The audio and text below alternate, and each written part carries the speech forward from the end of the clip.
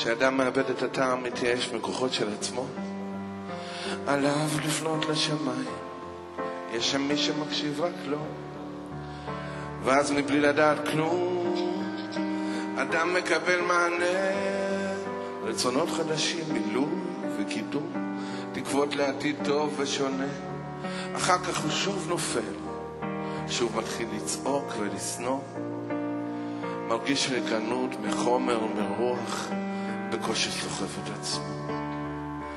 כל השערים ננעלו חוץ משער הדמעות, דרכו הדרך לחופשי, במסתרים נופל נפשי.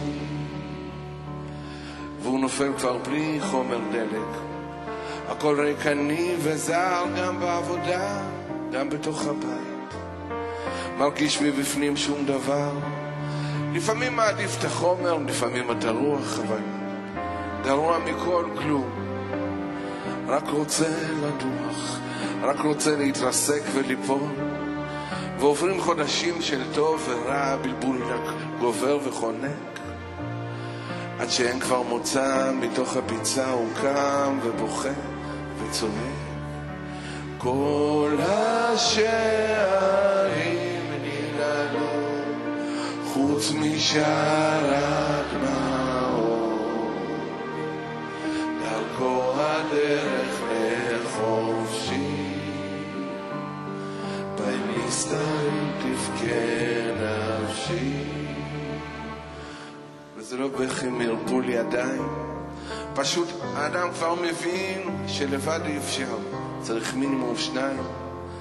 כך התגלה אלוקים, ואז הוא בונה לו כתר, כי זאת מטרה עליונה. הוא מתחיל להבין שהכל תלוי רק בו ובחברה הנכונה. מצד אחד זוכה לכתר, מצד שני לשפלות של עצמו. אין כלום בעולם הזה, רק הבורא. אדם מאמין לכל דבר שרע לו, שירו איתנו.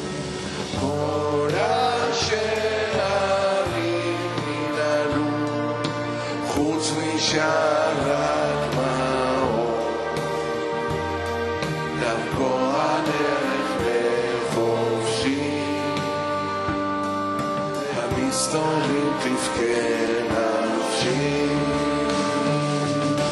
כל השערים ננעלו חוץ משער הדמעות, דרכו הדרך לחופשי, המסתורים תבכה נפשי. כל השערים ננעלו חוץ משער